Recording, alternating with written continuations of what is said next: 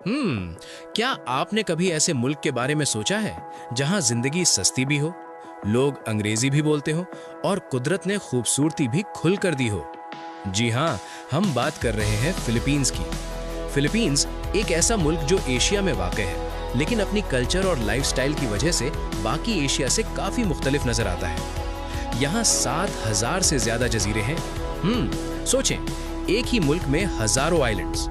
इसका दारुल हुकूमत मैनिला है और आबादी तकरीबन 11 करोड़ के करीब है। सबसे हैरानकुन बात, यहाँ के लोग फ्लुएंटली अंग्रेजी बोलते हैं, यानी अगर आप बाहर से जाएं तो कम्युनिकेशन का कोई मसला नहीं होगा। अब जरा इसकी तारीख की तरफ चलते हैं। फिलीपींस पहले स्पेन के कब्जे में रहा, फिर अमेरिका के पास चला गया और आखिरकार दूसरी जंग अजीम के बाद आज़ाद हुआ।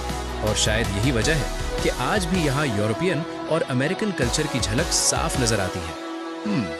अब बात करते हैं यहाँ के लोगों की जिंदगी की। फिलीपींस के लोग बहुत ही फ्रेंडली और सॉफ्ट नेचर के होते हैं। ये जल्दी घुल मिल जाते हैं और मेहमान नवाजी इनकी पहचान है। यहाँ फैमिली सिस्टम काफी स्ट्रांग है, लोग अपने खानदान के साथ जुड़े रहते हैं। इनकी रोजमर्रा जिंदगी सादा होती है, मौसीकी, डांस और खुश रहना इनकी आदत है। अब अगर बात करें जॉब्स और अर्निंग की, तो यहाँ ज्यादातर लोग कॉल सेंटर्स, टूरिज्म और ऑनलाइन फ्रीलांसिंग में काम करते हैं। लेकिन एक हकीकत ये भी है कि यहाँ की एवरेज सैलरी ज्यादा नहीं है, तकरीबन 300 से $600 महाना। यानी अगर आप पाकिस्तान से कंपेयर करें तो कुछ बेहतर जरूर है, लेकिन यूरोप जितना नहीं। अब सबसे अहम सवाल, क्या यहाँ रहना सस्ता है? तो जवाब है हाँ। फिलीपींस को एक अफोर्डेबल कंट्री माना जाता है। यहाँ रेंट तकरीबन $250 से $400 तक मिल जाता है। खाना भी काफी सस्ता है और ट्रांसपोर्ट भी।